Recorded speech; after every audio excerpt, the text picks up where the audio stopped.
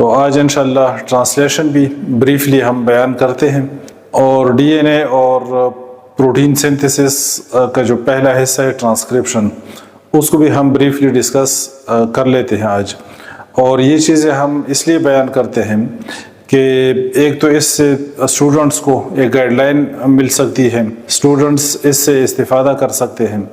اور دوسرا یہ کہ عام بندہ بھی اگر اس کو سنے تو اس سے ایک احساس پیدا ہوتا ہے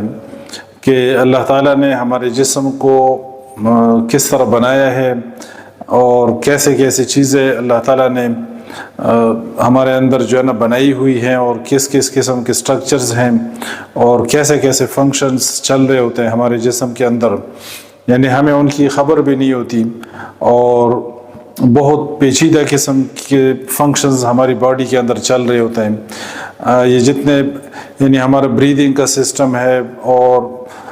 ڈائجسشن کا سسٹم ہے، اور نروس سسٹم ہے، کارڈیو ویسکولر سسٹم ہے، یہ جتنے بھی ہمارے باڈی کے اندر جتنے فنکشنز چل رہے ہیں،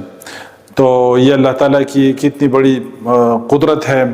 اور کتنی بڑی اللہ تعالیٰ کی نعمتیں ہیں۔ تو اس سے یہ احساس بھی پیدا ہوتا ہے، اس غرض سے ہم اس کو بیان کرتے ہیں۔ اور جو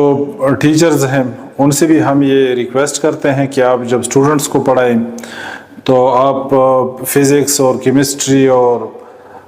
بایولوجی اور یہ جتنی چیزیں ہیں یہ بھی آپ پڑھاتے رہیں، لیکن ساتھ ساتھ یہ احساس بھی اپنے اسٹوڈنٹس کے اندر پیدا کرے، اس طرف بھی جو ہے نا ان کی توجہ دلائیں کہ ایک تو ان چیزوں کا سٹرکچر اور فنکشن ہے،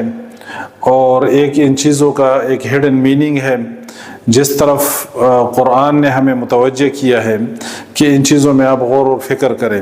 چاہے وہ گلیکسیز ہیں، چاہے وہ سیلیسٹیل باڈیز ہیں، چاہے وہ زمین کے اندر فیکٹس ہیں، یا ہیومن باڈیز کے اندر جو فیکٹس ہیں، یا مائکروسکوپک لیول پہ ہم جتنی چیزیں پڑھتے ہیں، تو اس میں غور و فکر کرنے کا کافی سامان موجود ہے ہمارے لیے۔